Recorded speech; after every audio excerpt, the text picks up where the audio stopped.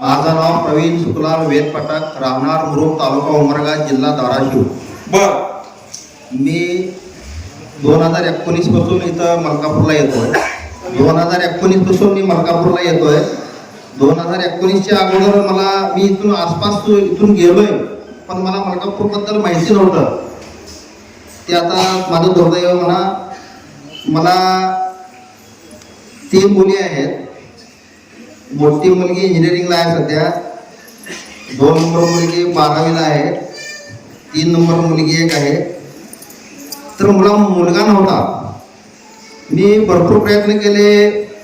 3 मुलींच्या वेळेस औषध घेतलं, गावठी औषध घेतलं, भरपूर जागी औषध घेतलं मुलासाठीचं, पण प्रत्येक वेळेस मुलीचाच गर्भ निघायचा. आणि असं करून 3 मुली झाल्या. परत 2दा गर्भपात करावा लागला मुलीचा गर्भ असून. म्हणजे भरपूर औषध घेतलं, आता गंडे दोरे औषध सगळं झालं. काय काय काय काय गंडे दोरे झाले, गावठी औषधं झाले, मुलासाठीचे स्पेशल औषधं झाले, सगळ्या ट्रीटमेंट झाल्या, पण मुलीच व्हायच्या. डॉक्टर काय म्हणायचं? डॉक्टर म्हणायचं आता ते तुमचं दुर्दैव आहे म्हणायचं. आणि शेवटी 3 मुलीच्या नंतर मग संपला तुमचा विषय म्हणला, तुम्ही परत इकडे येऊच नका म्हणला. मग कुठलेही डॉक्टर आम्हाला घ्यायला तयार नव्हते. ह्या मुलीच्या नंतर आम्ही सोलापूरला वगैरे दाखवलं, चांगल्या स्पेशलिस्टला दाखवलं, डबडे, देशमुख वगैरे असं काय जे आहेत ते चांगले स्पेशल दाखवलं. तिथं प्रत्येक वेळेस ते डॉक्टर म्हणायचे का आमचं सगळं बघायचे, नाही तर तुमचं संपलं म्हणायचं, बीज वगैरे बनायचं बंद झालं होतं, पाळी जायचं मागावर होती. मग शेवटी काय झालं, ते मुलीच्या नंतर मग 3 महिन्यानंतर माझ्या मेहण्याला त्याच्या मित्रांनी सांगितलं की बाबा असं असं मलकापूरला इथं दत्तक्षेत्र आहे आणि तिथं फार चांगला अनुभव येत आहे. माझ्या मेहण्यानं मला फोन केला. आम्ही तर आशा सोडली होती पूर्ण, आता संपलं होतं आमचं. मग तरी पण एक विचार आला की बाबा बघू. त्याच्या अगोदर मला काय झालं, एक 8 दिवस अगोदर मला एक स्वप्न पडलं होतं. स्वप्नामध्ये महादेवाचं शिवलिंग आणि शिवलिंगाच्या बाजूला एक समाधी आहे.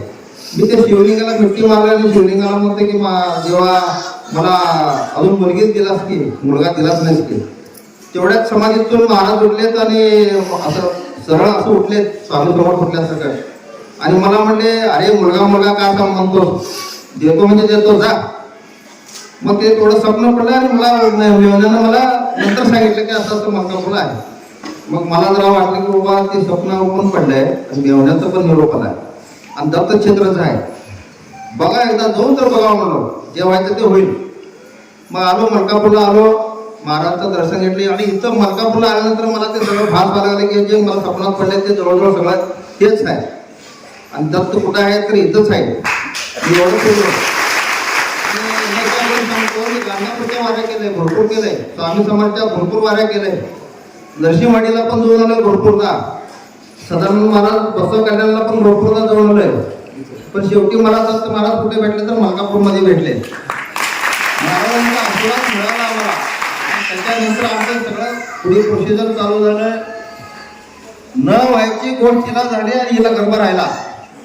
गर्भ राहिल्यानंतर 3 महिन्यानंतर तिचं पिशवी एकदम म्हणजे नाजूक झाल्यामुळं धोका निर्माण झाला. मग त्यावेळेस टाकी घालावं लागलं. 5व्या महिन्यात टाकी घालतात, पण 3ऱ्या महिन्यातच टाकी घालावं लागलं.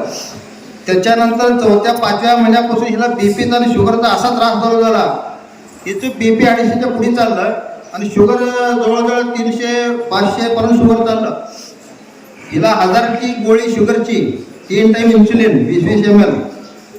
आणि बीपीचं तर ते वेगळंच ट्रीटमेंट चालू होतं. सगळं 15-15 दिवस दवाखान्यामध्ये ॲडमिट करावं लागत होतं. त्याच्यानंतर डॉक्टर काय म्हणले की तुम्ही जर आता इथून जर हल्लो तर पेशंट कामातून जात आहे आणि गर्भपात पण होत आहे. मुलगा पण वाचू म्हणजे लेकरू पण वाचू शकत नाही आणि बाई पण वाचू शकत नाही. एवढं कंडिशन बेकार आहे. तुम्ही दवाखान्यातच राहा, हलू नका म्हणले होते. मग शेवटी काय केलं, मी आलो मलकापूरला आलो. महाराजांचा आशीर्वाद घेतला. महाराजांना सगळं समस्या सांगितलं. महाराजांनी आशीर्वाद दिला की त्यांनी म्हणले की महाराज तुला त्याला काही होणार नाही, सगळं व्यवस्थित होणार आहे, काळजी करू नको, बाळ व्यवस्थित होईल, तू बिंदास जा. आणि मग मी जाताना अंगारा घेऊन गेलो. अंगारा घेऊन जाऊन तिथं तिला लावलो. तिला लावल्यानंतर बीपी नॉर्मल आला आणि शुगर नॉर्मल आला. 2 दिवसात तुम्ही आता घरी जाऊ शकता, पण 2 दिवसात तुम्हाला इथं चेकअपला यावं लागलं. मी 8 महिने 8व्या महिन्यापर्यंत 9व्या महिन्यापर्यंत तिला एक दिवसाड मी चेकअपला घेऊन जात होतो. तर कसलाही त्रास झाला नाही. पूर्ण तेवढं गाडी मारत 100 किलोमीटर गाडी मारत सुद्धा मी दवाखान्यात जात होतो, पण कधीही त्रास झाला नाही. डिलिव्हरीला सुद्धा ती हसत हसत गेली, कसलाही त्रास झाला नाही. डिलिव्हरी झाली, मुलगा झाला. बाप्पांच्या आशीर्वादाने मुलगा झाला. न होणारी गोष्ट झाली. आमच्या आयुष्यात ही सगळ्यात मोठी गोष्ट घडलेली आहे. टॉयलेटच्या गजराला माझं नाव आशा आहे. पूर्ण आशा प्रवीण एकाटर, मुरुड, राहणार मुरुड, तालुका वडगाव, जिल्हा धाराशिव. मी इथं आले आहे. मलकापूरला आल्यावर घेतले, पाळायला चालू केले. घरी वाऱ्या करत होते. महाराजांनी माझ्या घरी आले, साक्षात मला विश्वास दिले, असं म्हणले मला. आम्ही वाऱ्या केलो, पारायण केलो, मुलगा झाला, आशीर्वादानं झाला. एवढं सांग. टॉयलेटच्या गजरामध्ये सांगितलं का 50व्या वर्षी मला हे बाळ इथल्या आशीर्वादाने झालंय. यांची ही मोठी मुलगी आहे BSc